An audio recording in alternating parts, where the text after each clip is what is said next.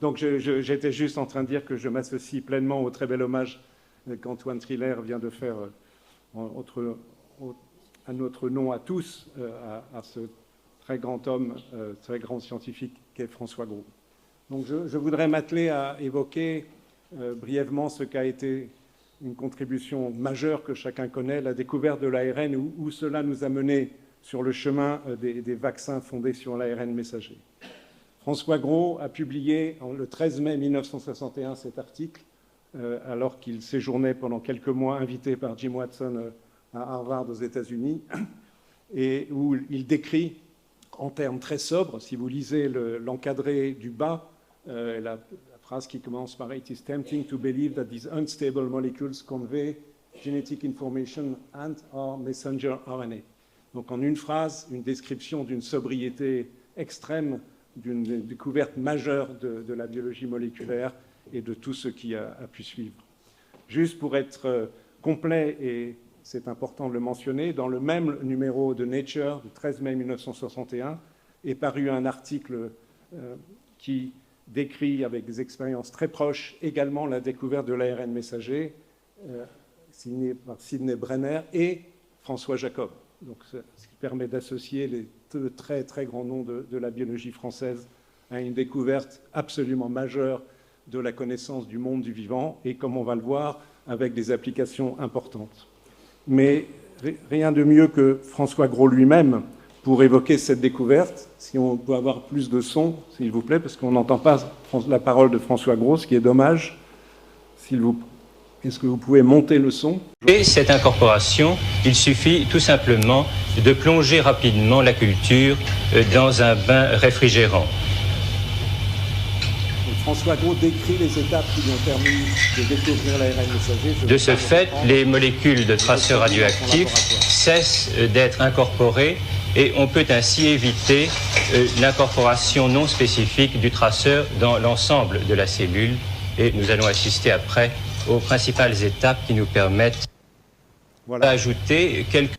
Donc évidemment, tout ceci suivi d'un grand nombre de travaux de nombreux laboratoires de par le monde ont permis d'arriver à ce schéma que chacun connaît, comment l'ARN transmet l'information génétique à partir de l'ADN du noyau vers l'usine à fabrication des protéines, les ribosomes, et que cet ARN messager, après modification, je ne vais pas détailler cela ici bien sûr, permet la traduction du code génétique en protéines, et donc c'est un fondement universel du monde du vivant. Et aujourd'hui, il n'y a guère de biologistes dans le monde qui ne s'inspirent pas de ces travaux fondamentaux pour leur propre recherche. Alors, depuis, au-delà des travaux fondamentaux en termes de connaissances, cette découverte des ARN messagers a permis d'évoluer, ça a pris 60 ans, vers des applications thérapeutiques. Je ne vais pas détailler sur toutes les étapes qui sont figurées sur ce schéma, mais qui indiquent que depuis 1961, ce papier fondateur que je vous ai brièvement montré, jusqu'à 2020, la mise en place de la vaccination contre le Covid, contre SARS-CoV-2 pour être plus précis, avec de l'ARN messager, un très grand nombre d'étapes se sont produites. Ici, dans le domaine de l'application, je mets de côté le progrès des connaissances fondamentales qui sont bien sûr à la base de ces travaux. Donc progressivement, cet ARN messager a pu être traduit en protéines in vitro et on a commencé à essayer de manipuler cet ARN pour l'introduire dans des cellules pour obtenir l'expression de protéines. Et avec l'idée d'application thérapeutique, au milieu de la diapositive, vous pouvez lire par exemple que de façon expérimentale, on a essayé de vacciner des souris contre des cancers en 1995 avec des effets à l'époque encore limités. On s'est aperçu, et je vais y revenir dans un instant, que lorsque de l'ARN messager était introduit en très grande quantité, donc supraphysiologique, dans des cellules, cela avait des effets délétères. Ces effets ont été compris, de ce fait les ARN modifiés, aboutissant enfin à la vaccination efficace, non pas tant contre le cancer, même si des travaux cliniques ont commencé, comme vous pouvez le lire, dès 2009, mais dans le domaine des maladies infectieuses et spécifiquement du Covid, qui, si je puis dire, est arrivé au bon moment pour profiter de l'élaboration progressive de cette vaccination. La difficulté qui a été résolue essentiellement par Katalin Karikó, que nous avons reçue l'année dernière ici, puisque nous lui avons attribué la grande médaille, a été de comprendre que lorsqu'on introduit l'ARN dans des cellules, comme c'est figuré sur cette demi-cellule pour l'instant sur cette diapositive, cet ARN est reconnu par des capteurs, en fait, qui sont des capteurs de reconnaissance plus habituellement de virus, qui déclenchent une série de réactions. Vous avez la liste des capteurs dans les deux encadrés gris clair, et cela provoque une réaction inflammatoire extrêmement violente qui peut aller jusqu'à la mort de la cellule et à l'inhibition de la traduction en protéines. Donc, de ce fait, l'ARN messager ainsi introduit n'a guère d'efficacité. Ce que Kathleen Carico et Drew Weissman ont fait, c'est de modifier l'ARN pour l'essentiel, je vais simplifier, en utilisant une autre des 4 bases constituantes de l'ARN. Au lieu d'utiliser l'uridine, utiliser la pseudo-uridine, qui est présente en fait dans les ARN de transfert et qui déclenche, il se trouve que les ARN composés avec la pseudo-uridine à côté des 3 autres bases classiques ne déclenchent que peu de réactions inflammatoires. Et de ce fait, il est possible d'obtenir, c'est schématisé sous forme de petites images triples à la surface de cette cellule, l'expression de la protéine recherchée, dans le cas du vaccin contre le Covid, de la spike, comme chacun le sait. Donc ces progrès déterminants qui datent des années 2005-2010, qui ont permis de produire des vaccins. Et l'autre progrès essentiel qui a permis d'aboutir au vaccin est la fabrication, l'élaboration de nanocapsules lipidiques qui mesurent environ 100 nanomètres de diamètre, qui doivent beaucoup à un chercheur canadien, Peter Cullis, dans lequel est placé l'ARN messager en contact de lipides ionisés et ionisables qui permettent ensuite au sein des cellules, comme vous allez le voir dans la diapositive suivante, de relarguer cet ARN de telle manière qu'il ne soit pas immédiatement détruit, dégradé dans la cellule. L'ARN messager est une molécule extrêmement fragile, mais qu'au contraire, il puisse être traduit en protéines au niveau des ribosomes.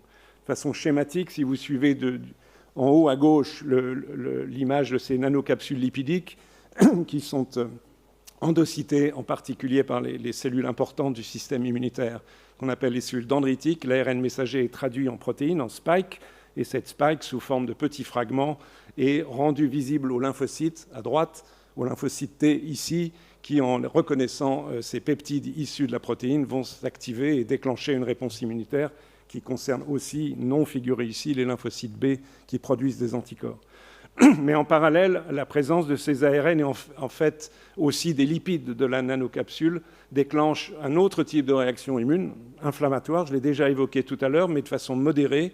C'est ce qu'on appelle une réaction d'immunité innée et en fait, en termes de vaccination, un effet adjuvant qui permet à la vaccination d'être efficace. Donc de façon schématique, c'est ainsi que la vaccination se passe. 3 chiffres importants, 5 milliards, 65 jours et 270 jours. 5 milliards, c'est le nombre de doses de vaccins ARN messager, à peu près en ordre de grandeur, qui ont été injectées depuis décembre 2020 pour protéger l'humanité contre le SARS-CoV-2 et le Covid. 65, c'est le nombre de jours qu'il a fallu entre la connaissance de la séquence du génome du virus et le jour où la première personne a reçu en termes de vaccin, en termes de tests.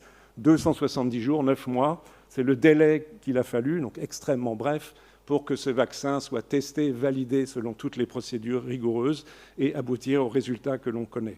Vous pouvez lire aussi qu'en France, 150 millions de doses ont été injectées et dont 90% ont été des vaccins ARN messagers. Vous avez ici sur ce diagramme, en fonction du temps, la répartition d'administration des doses. Vous voyez qu'il n'y a pas que des vaccins ARN messagers qui ont été utilisés, mais ce sont les plus importants en termes de nombre, l'ARN messager de Pfizer et l'ARN messager de Moderna. Ces vaccins s'avèrent être les plus efficaces. Ce diagramme montre en abscisse les titres d'anticorps neutralisants, donc ceux qui protègent contre l'infection et surtout l'infection grave induite par la vaccination. Évidemment, plus on va vers la droite, plus le titre est élevé. Et en ordonnée, c'est l'efficacité de protection. Et vous voyez qu'il y a une forte corrélation. Et pour les 2 vaccins ARN que j'ai entourés d'ellipses, vous pouvez voir qu'ils se situent au sommet de la courbe, associés à un vaccin protéique. Mais vous voyez que ce sont donc les vaccins qui sont les plus efficaces pour protéger contre le Covid. Et on estime aujourd'hui, j'ai repris ce diagramme qui a été publié dans The Economist, mais avant dans un journal scientifique, je vous rassure, on estime que rien qu'en 2021, alors c'est l'ensemble des vaccins, il est impossible de faire la part strictement du rôle des vaccins ARN messagers, 20 millions de vies au minimum ont été sauvées dans le monde par l'administration de ces vaccins. Donc leur efficacité est absolument avérée. Alors à partir de là, dans quelle direction peut-on envisager que ces vaccins fondés sur les ARN messagers, et donc initialement, je le répète, sur la découverte majeure de François Gros. Dans quelle direction peuvent-ils aller?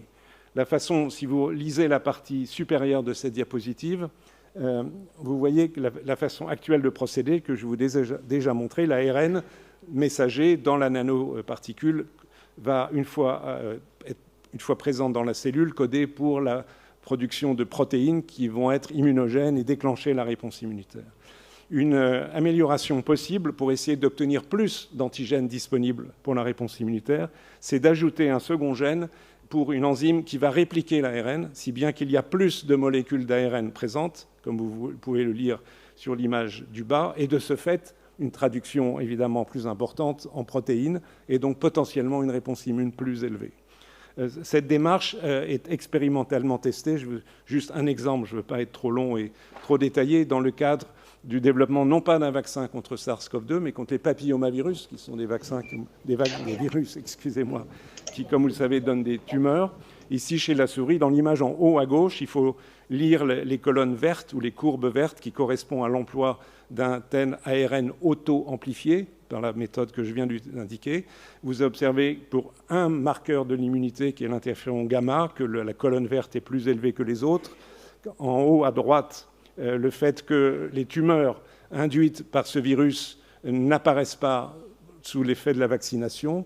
Et au milieu, en bas, le fait que cette vaccination protège pour l'instant des souris complètement contre l'effet délétère du virus. Donc, il suggère qu'une efficacité pourrait être obtenue.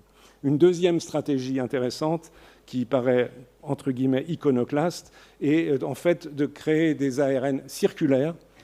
Comme le schéma de droite, il y a deux types d'ARN circulaires, peu importe les détails, et à gauche une image. Un tel ARN circulaire est toujours capable d'être traduit au niveau ribosomal en protéines et surtout est plus stable. Donc potentiellement, la quantité de protéines qui pourrait en résulter est plus élevée. C'est une stratégie qui est en train d'être testée.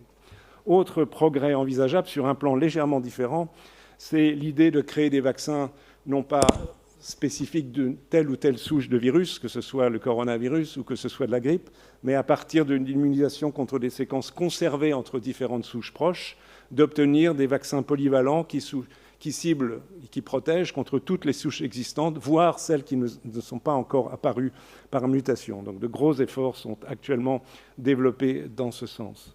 Une quatrième et avant-dernière stratégie, c'est de mélanger des petites quantités d'ARN messager de différentes souches de virus. Par exemple, ici, dans le cas de la grippe a une protéine essentielle contre laquelle on essaye d'immuniser dans les vaccins, qui est l'hémagglutinine, HA. Il y a 20 types d'hémagglutinine connus de par le monde, et donc un vaccin est en train d'être testé qui contient des petites quantités d'ARN messager, des 20 hémagglutinines, et au moins chez la souris, ici testé sur la survie, vous pouvez voir qu'après vaccination, les souris sont protégées. Donc ce sont des pistes intéressantes. Et la dernière, non des moindres, c'est d'utiliser les mêmes nanoparticules contenant l'ARN messager, mais de les cibler en ajoutant par liaison à la capsule lipidique un anticorps, ou bien un ligand de surface d'une cellule, voire d'un ligand interne à une cellule, qui permettent d'avoir une efficacité plus grande en ciblant les particules d'intérêt thérapeutique. De façon sans doute qui n'est pas sans intérêt et significatif pour mon propos, la société Pfizer, qui évidemment développe ce type de vaccin, vient de racheter pour le prix astronomique de 43 milliards de dollars une société, Seagen, qui développe ce type de technologie. 43 milliards de dollars. C'est dire l'intérêt potentiel de ces approches. Pour finir, juste un mot pour dire que de très grands nombres d'études sont en cours pour développer des vaccins ARN messagers contre des agents infectieux. Toutes les maladies infectieuses ou les virus listés à gauche, je ne vais pas les lire, sont en essai clinique chez l'homme. Et en rouge apparaît le virus respiratoire syncytial parce que la société Moderna vient d'indiquer, mais il faut encore lire les papiers, qu'ils ont démontré une efficacité de protection des personnes âgées contre des pneumonies graves, des bronchiolites que déclenche ce virus. À droite, une autre série de maladies infectieuses pour lesquelles des essais sont en cours au laboratoire. Et enfin, je ne peux pas ne pas mentionner, même si là les résultats aujourd'hui ne sont pas encore tout à fait au rendez-vous, l'idée que vacciner avec des ARN messagers pourrait être un moyen de lutter contre le cancer, d'immuniser contre des néo-antigènes tumoraux, c'est-à-dire des séquences protéiques qui sont propres à des tumeurs. C'est ainsi historiquement que Özgür Şahin et Turecci ont commencé à développer des vaccins ARN messagers, même si là, les résultats ne sont pas du niveau de ceux obtenus pour SARS-CoV-2. On peut aussi envisager de renforcer les réponses immunitaires. Si bien que peut-être que dans, non pas 60 ans, mais 70 ans après la découverte fondamentale de François Gros, on pourra parler, on verra cela dans une petite dizaine d'années, du fait que grâce aux ARN, pas que les ARN messagers, mais les ARN en général, on pourra vacciner, traiter des cancers, modifier le génome de cellules et, ou, ce qui déjà se fait dans quelques maladies, inhiber la synthèse protéique. Je pense que nous aurons d'autres occasions de reparler de ces avancées thérapeutiques des ARN à l'occasion de colloques à l'automne prochain. Voilà, je vous remercie de votre attention.